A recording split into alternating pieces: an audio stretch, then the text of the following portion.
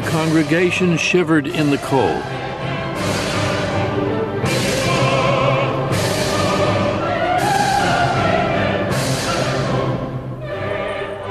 Notre Dame echoed with the sounds of 400 musicians and singers.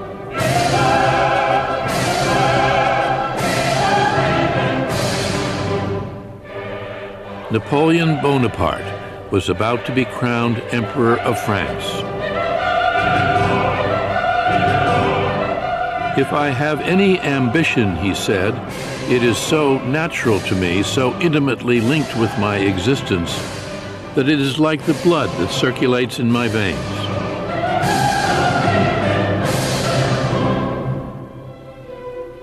It was December 2nd, 1804.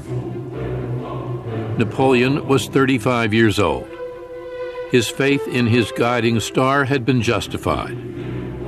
Riding the tide of revolution that shook all of Europe, the young lieutenant from Corsica had ascended to the rank of general, married the woman he loved, Josephine de Beauharnais, and with victory after victory on the battlefield, made himself the most powerful figure in France.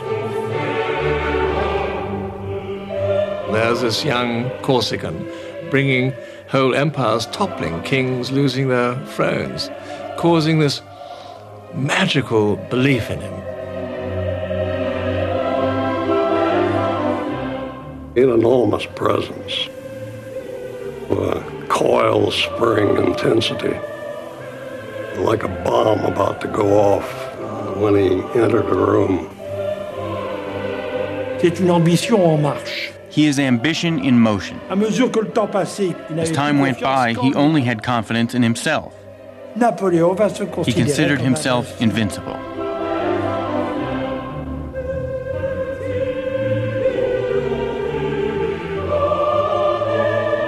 Napoleon mounted the steps to the altar alone.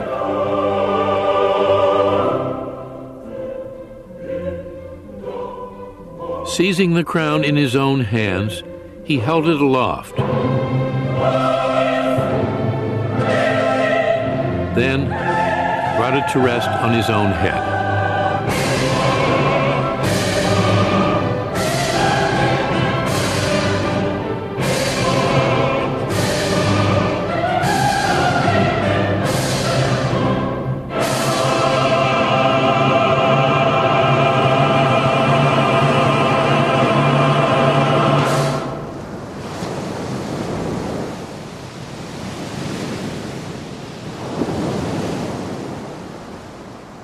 As 1805 began, Napoleon was planning to cross the English Channel and invade Great Britain with 2,000 ships and 200,000 soldiers. The French and British were at war once again, irreconcilable enemies struggling for dominance on the continent of Europe. I think Napoleon reckoned that if he got across the Channel, his chances would have been excellent, and he was probably right. We had no army, we had a pathetic army, and Napoleon seemed to be invincible. As he said, if I am master of the Channel for 6 hours, I will be master of the world. I will take you to London, he told his Empress Josephine. I intend the wife of the modern Caesar to be crowned in Westminster. To the British, Napoleon seemed capable of fantastic deeds. He might fly over the Channel or dig a tunnel beneath it. The bogeyman, or bony man as they called him, might be coming any day. We despised him, and the cartoons at the time were incredibly vicious.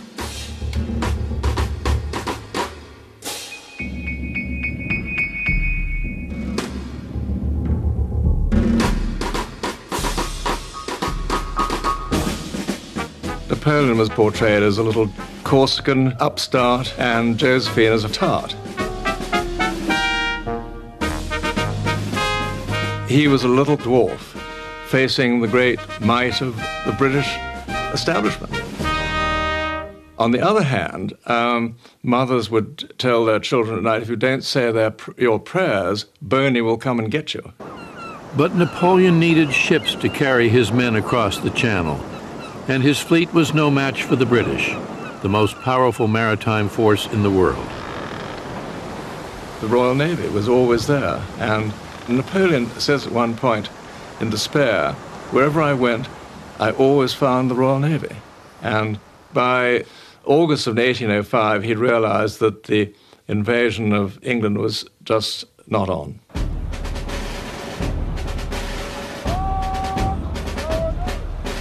At the end of the summer, Napoleon paraded his soldiers along the Channel shore. Then, to everyone's surprise, ordered them to turn their backs on England and march into Europe.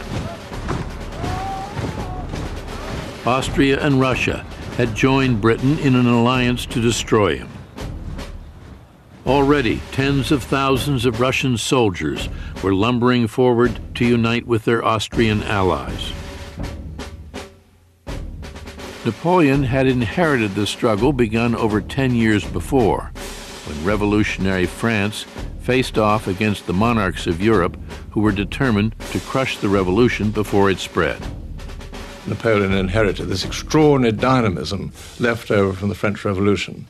Everybody who had a crowned head, they thought, well, you know, what happened to Louis XVI might happen to him.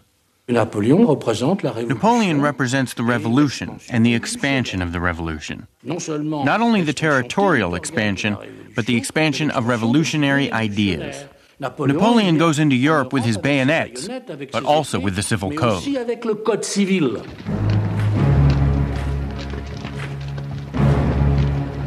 Restless after long months of waiting, his soldiers were eager to fight. They were superbly disciplined, hardened veterans of the wars in Italy and the Rhineland. Napoleon called them La Grande Armée, the Great Army. They were the most feared men on the continent. They could begin marching well before dawn, and with little rest continue until nightfall. The Emperor has discovered a new way of waging war, one soldier said. He makes use of our legs instead of our bayonets. Imagine yourself carrying between 40 and 60 pounds of rations and musket and cartridges. Most of them were farmers' boys. Grown up used to misery and walking and working from day to night.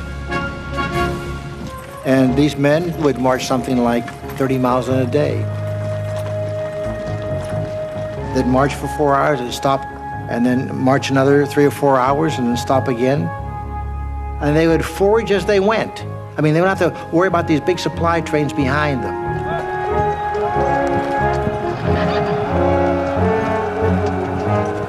The Grande Armée was an impressive sight. The splendid uniforms helped a soldier feel stronger, bigger, and braver than he was, made him forget the brutal facts of warfare. They would fight for riches, the glory of France, and devotion to their emperor. Once he said, "Who is the bravest man in this unit?" The officer said, "This man." He took the Legion of Honor off his own coat and stuck it on the soldier's uniform. Can you imagine how that would spread in the army? His soldiers idolized him, eager for just a few words of praise, or an even greater tribute, saved only for the bravest, an affectionate yank on the ear. He stood 5 feet 2 inches tall. With one hand thrust under his coat, he struck a pose common at the time and made it his own. Avec sa petite redingote et son chapeau, his little coat and hat were a kind of propaganda, puisqu'il crée là un personnage because he created a simple character, austere but very recognizable. He appealed to the privates by wearing clothes like that. Here is a man who dresses like we do, like the soldier does, not like the generals and the marshals, but like us.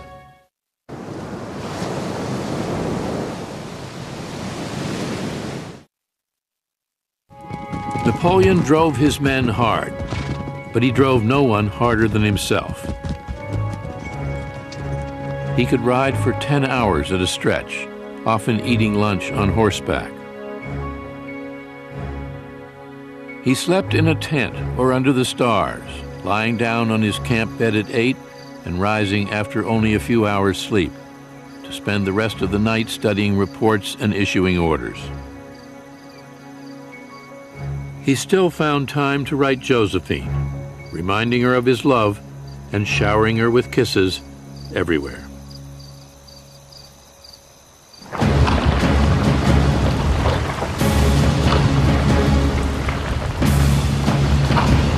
Summer turned to fall. Napoleon's soldiers marched deeper and deeper into Europe.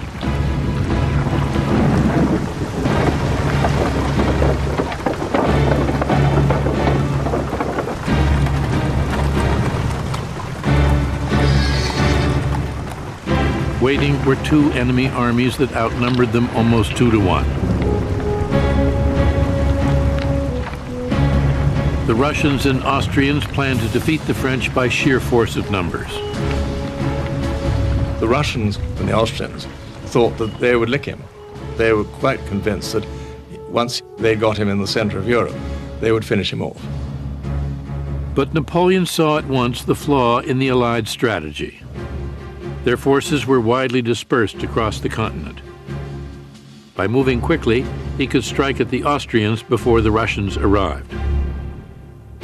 Well, he will swing in across Germany and cut off the leading Austrian forces. His plan is just hit first, hit with massed forces, and catch these boys before they can all link up. In less than 6 weeks, the French reached the Danube, catching the Austrian army of General Karl Mack by surprise.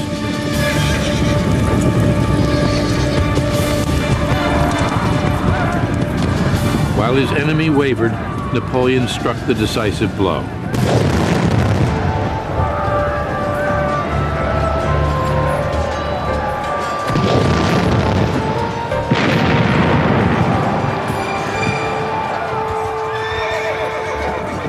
He comes down behind him, and any sensible general would have run. But the Austrian general there, Mack, decided he'd make a fight for it. And so he held his position. Napoleon just whipped his army around him and isolated him and forced him into surrender just in a matter of days.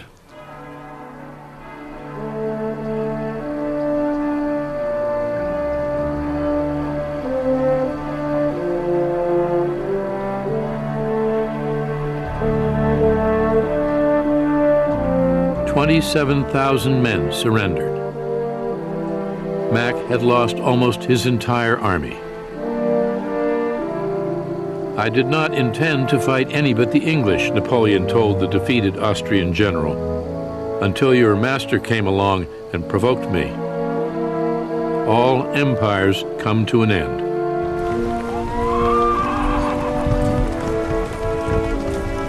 Now, nothing stood between Napoleon and Vienna. "I have been rather overdone, my good Josephine. 8 days spent in soaking rain and with cold feet have told on me a little. But I have accomplished my object. I have destroyed the Austrian army by simply marching." Napoleon, having moved at this great speed, 200,000 men marching 500 miles in 40 days. So there he has already, he's defeated half the Austrian army.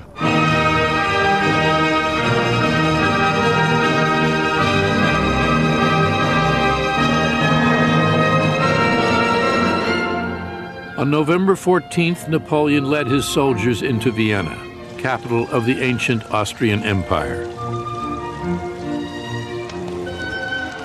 The Emperor Francis I had fled, leaving his palaces and gardens to the enemy. As Bonaparte triumphantly paraded through the winding streets, he portrayed himself as the representative of the French Revolution, a symbol of freedom and enlightenment. But many who had once worshipped him had by now changed their minds. including Ludwig Beethoven. When Napoleon decided to make himself emperor, Beethoven denounced him as a vulgar person who lowered himself to the level of an ordinary king. Beethoven had dedicated his Third Symphony to First Consul Bonaparte. Now he angrily blotted out his name. Emperor Napoleon, he said, is nothing more than an ordinary mortal. He would trample on all human rights and become a tyrant. 2 months before, Napoleon had been encamped on the English Channel. Now the Viennese elders were giving him the keys to their city. But his triumph had been shadowed by a disaster.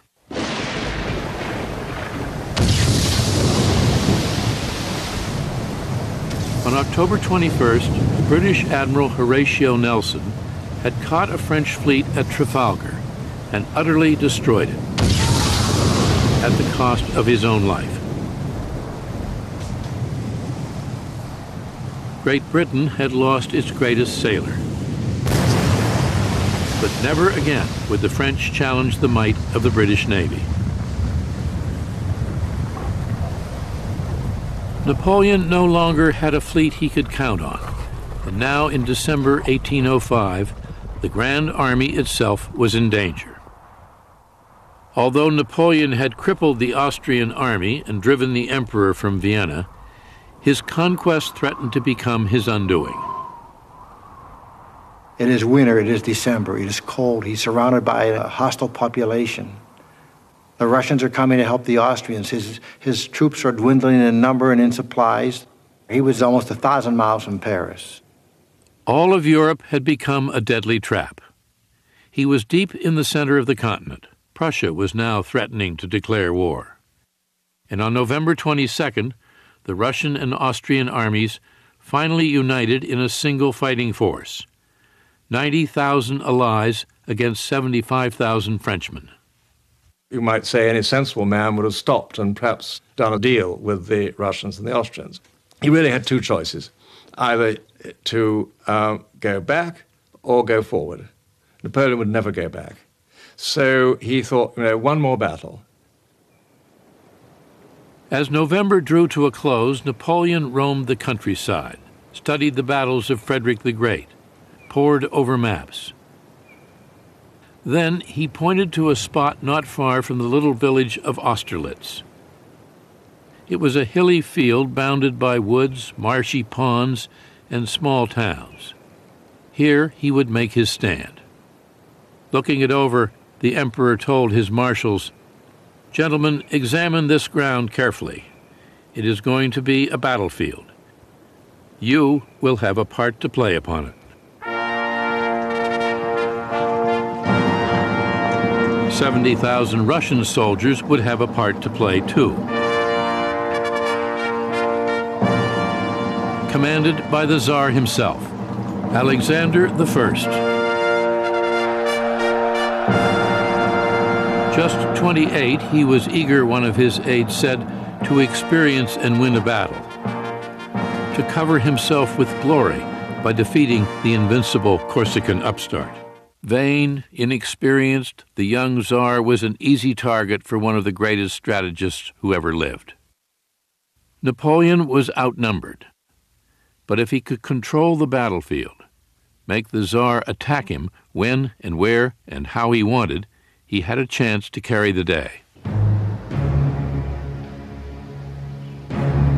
The battlefield at Austerlitz was dominated by a gently sloping hill, the Pratzen Heights. "If I wanted to stop the enemy," Napoleon said, "it is there that I should post myself. But that would lead only to an ordinary battle, and I want decisive success." Napoleon's army controlled the heights, but he would now sacrifice his commanding position in a daring gambit to lure the Russians to attack his right flank. With a thin line of soldiers on his right, he ordered his men to abandon the heights and watched as enemy forces occupied it. Napoleon knew his man. The Tsar called a council of war and argued for an immediate attack. The Russian General Mikhail Kutuzov objected. Blind in one eye from a battle wound, the hard-drinking veteran was contemptuous of his Austrian allies and wary of Napoleon. Kutuzov tried to calm the Tsar's fervor. He sensed the trap. Perhaps he didn't understand the trap, but he felt it. He was an old fox. The night before the battle, Napoleon dined on his favorite campaign dish, potatoes fried with onions.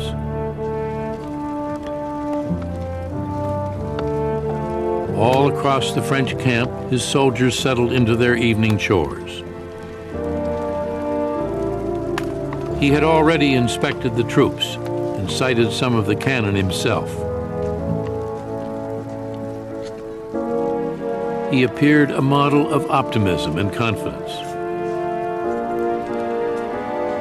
As he rode past his men, they shouted, "Long live the Emperor," and waved flaming torches. The camp blazed with light.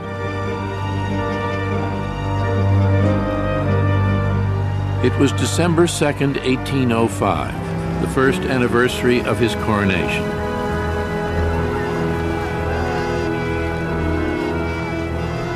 Napoleon told an aide, "This is the finest evening of my life."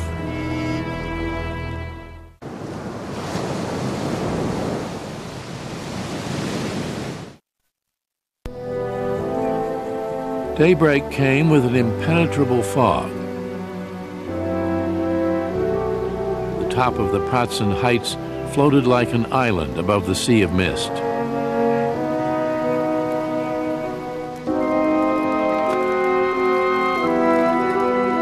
Napoleon's soldiers woke early and shook off hunger and fatigue. Each man preparing for a fight he knew might be his last. The main killer was probably the artillery. You were just blown apart, ripped apart, or had a neat hole put through you. Coming in close, when it did get to bayonet fighting, why, it was usually pretty deadly, more killed than wounded. And there was then, of course, the infantry musket, the heavy lead slugs. Those really smashed and tore. Modern rifle bullet punches a neat hole, but these things just ripped, and they shatter bones and take out whole sections of the flesh.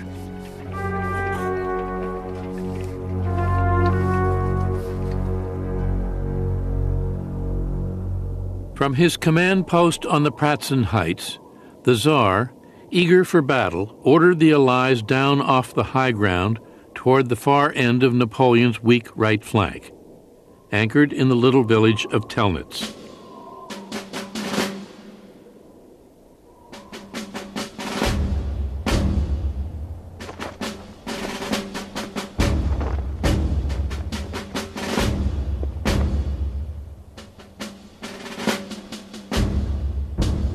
Napoleon had a surprise waiting for them.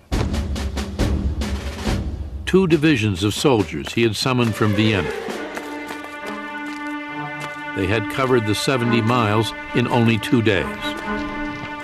Napoleon had put reinforcements where they were least expected, and faster than anyone thought possible.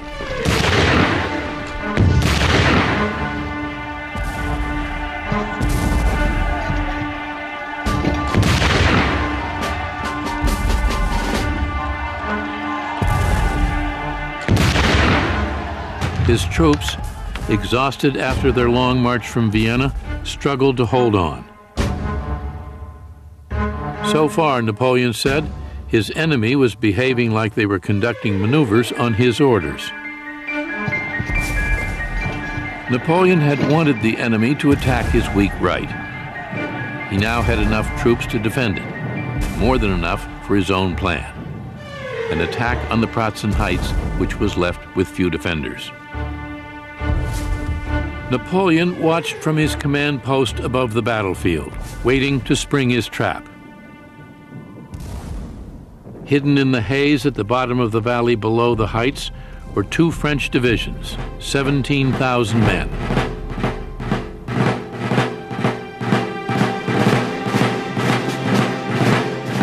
Napoleon gave the order to advance. One sharp blow, he said, and the war is over. The fog was so dense the French soldiers could barely see 10 paces in front of them. As the sun began to rise, Napoleon's army appeared out of the mist.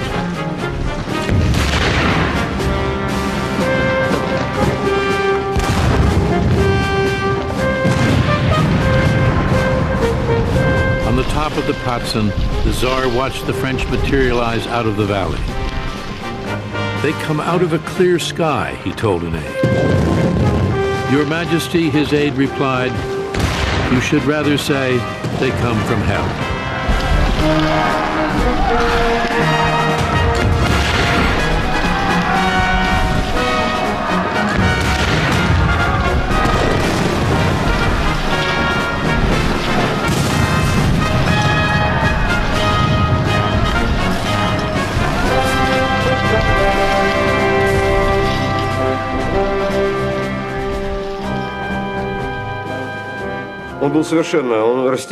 Alexander didn't know what to do. He was at an absolute loss. From that moment on, he completely lost control of his army. After the panic on the heights, he no longer participated in the battle. Finding themselves attacked when they thought that they were the attackers, Napoleon said, they looked upon themselves as half defeated. By 9:30, the French controlled the Pratzen Heights, demolishing the center of the Allied position. Napoleon swept across the battlefield and attacked the Allies from behind. By 5 o'clock, Austerlitz was silent.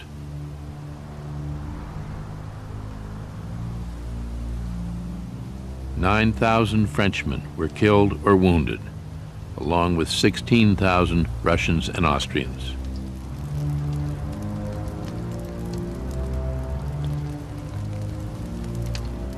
The Tsar and his army retreated.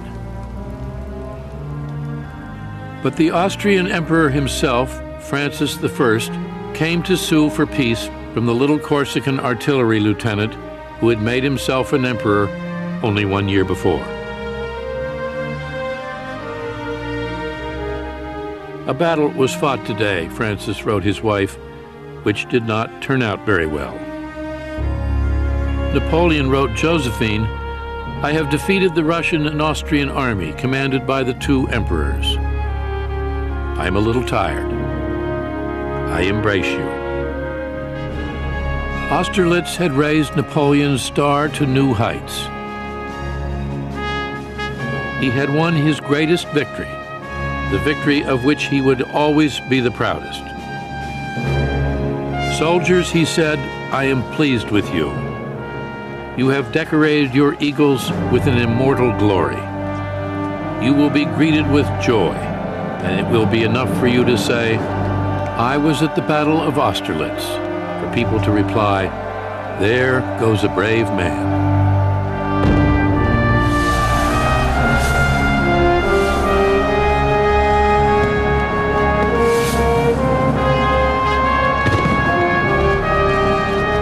In France, victory was cause for wild rejoicing. Peace seemed at last assured.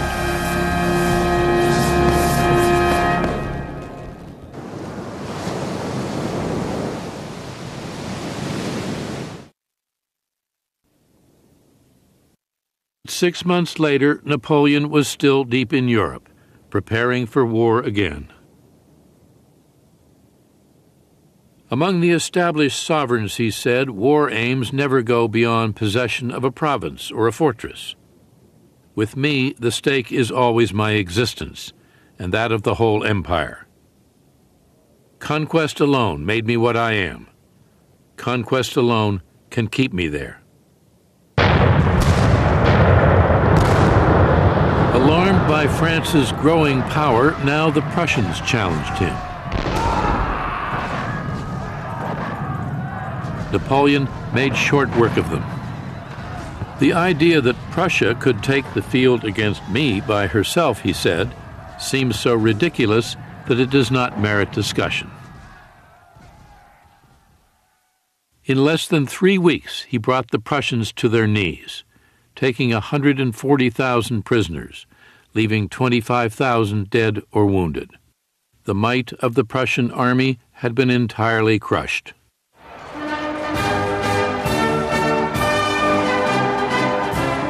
Napoleon marched triumphantly through Berlin to the strains of the Marseillaise, invoking the revolution, equality, and the abolition of privilege. Now master of most of Western Europe, he swept away feudal laws and forced the nations he had conquered to accept the new ones he had created for France, the Civil Code.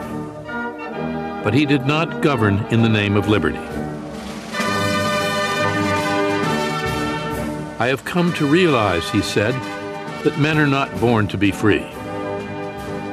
Liberty is a need felt by a small class of people whom nature has endowed with nobler minds than the mass of men. He reigned like kings of old, with 44 different palaces, including Fontainebleau. He believed his own glory, the glory of France, and the spirit of the Revolution were all one and the same. Like a good Corsican family man, he made his brothers and sisters royalty. Louis became King of Holland, Joseph, King of Naples, Jerome, King of Westphalia. I need my family to stabilize my dynasty, he said. If I distributed thrones according to merit, I should have made different choices. He made Sister Caroline a queen, Pauline a princess, Elisa a duchess. To his mother he awarded the title Madame Mère. Napoleon always had a lot of respect for his mother. He always remained his mother's child, even when emperor. She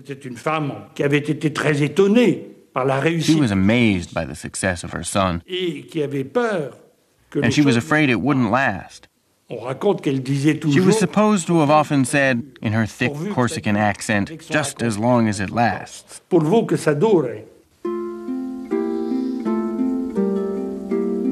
While Napoleon spent long months on campaign far from France, Josephine passed the time at Malmaison. She was uncomfortable living in the palaces of the great royal families.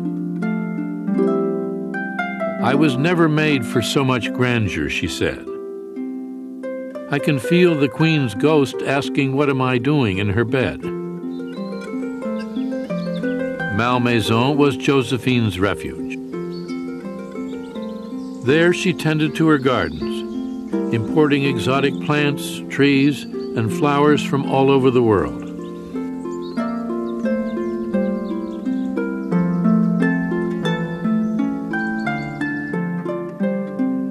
Although Napoleon was no longer the inexperienced youth intoxicated by her erotic charms, he remained deeply attached to her. He considers me, Josephine told a friend, one of the rays of his star. Napoleon found in Josephine a woman who met all of his desires. She was an admirable empress. She complimented him.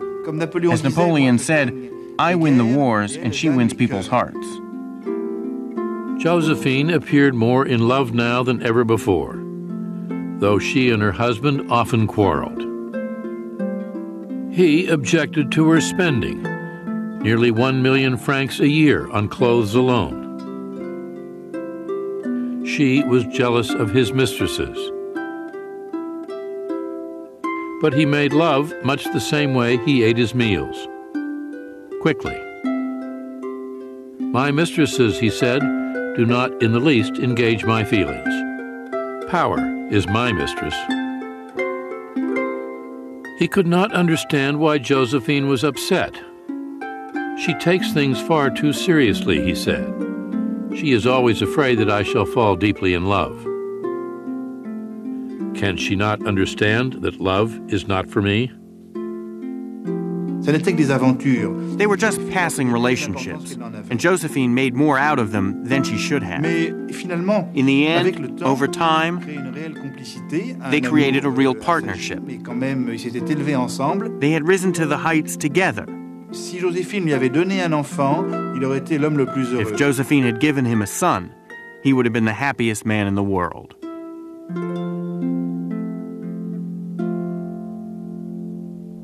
As 1806 drew to a close, Napoleon was still at war.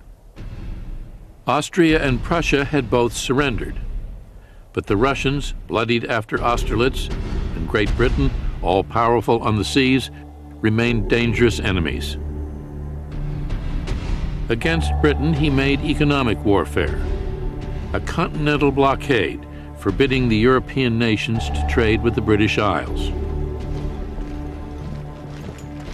To defeat Russia, he marched his soldiers deep into Poland. Napoleon's justification is you have to take the war to your adversaries and you have to defeat them, whatever it takes. So going out to the far reaches of Poland, if that's what it takes to get the Russians to capitulate, that's what he's going to do.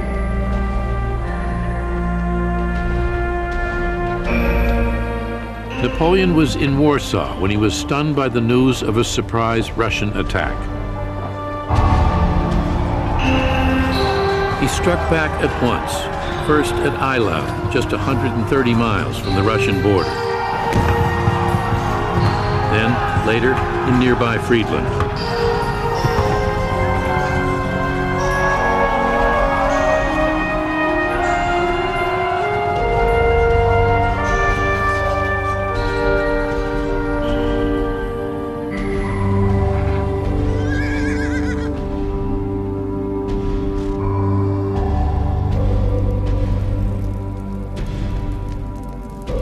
The carnage in both battles was terrible. 70,000 French and Russian soldiers killed or wounded.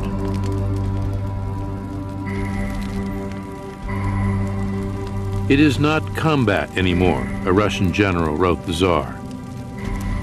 It is butchery. Napoleon's army was torn and bloody. The Tsar's army was in ruins. Alexander puzzled over what to do next. When Alexander I was thinking about what to do after the Battle of Friedland, his brother Constantine said, "Sire, if you are considering fighting the French, you might as well give each soldier a gun and let him put a bullet in his head. The result will be the same." On June 25, 1807, Alexander traveled to Tilsit on the western border of the Russian Empire to discuss peace with the Emperor of France. To signify their equal status, they met on a raft moored precisely in the center of the Niemen River, the boundary between Russia and Europe. When the Tsar met Napoleon, he had one goal in mind, to find a peaceful solution that would benefit him. And the first thing he said to Napoleon in French was, "Sir, I hate the English as much as you do." And Napoleon said, "Then we have made peace."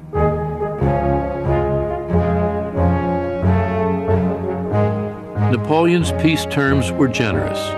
He demanded no Russian territory at all. In return, the Tsar agreed to become France's ally, to join the continental blockade and refuse to trade with Britain. Napoleon wanted to have this alliance very much, and he was prepared to sacrifice for it. The alliance of Russia and France, two great empires, would force the British to make peace. Finally, there would be peace in Europe. Only 10 days before, they had been bleeding each other dry. Now the two old enemies were acting like old friends. The Tsar and Napoleon spent long hours together, inspecting each other's armies, awarding medals to soldiers on both sides. After 2 weeks, the two men seemed to have grown genuinely fond of one another. Napoleon was charmed by Alexander, describing him as especially handsome, like a hero with all the graces of an amiable Parisian. The Tsar, in turn, seemed in awe of Napoleon and his sheer power. As they said goodbye, Napoleon was convinced he had turned the Tsar into a friend and ally. If Alexander were a woman, he wrote Josephine, I would make him my mistress. This was Napoleon's biggest mistake. He thought he actually did charm Alexander. What Napoleon didn't understand was that Alexander would never stick to their agreement. But for Napoleon, the Tilsit peace seemed to be his finest moment, for him and for his empire. He came back to Paris in July 1807 to a huge celebration.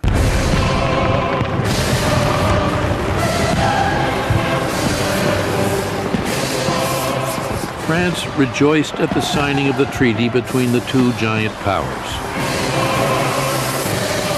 Once again, peace in Europe seemed secure.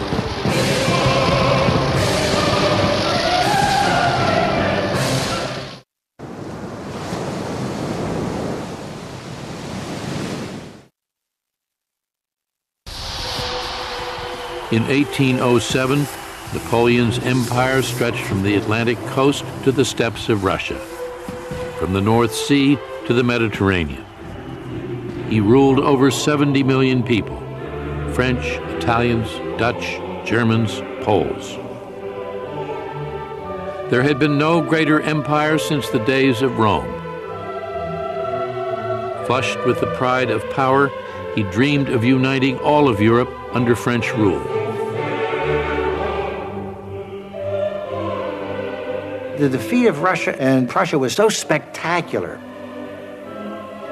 Napoleon was stunned by the success. He never visualized such success. And he began to think, my God, I can do anything.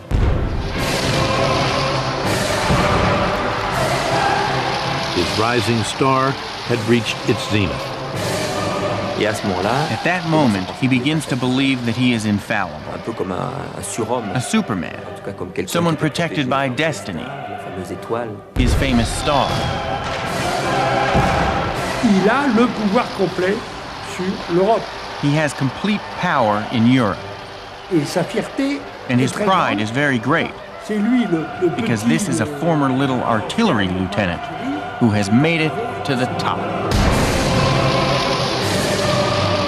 Ambition is never content, Napoleon once wrote, even on the summit of greatness. 38 years old, intoxicated with power, the ruler of almost all of Europe, he was bent on one more conquest. It was to be a fatal mistake.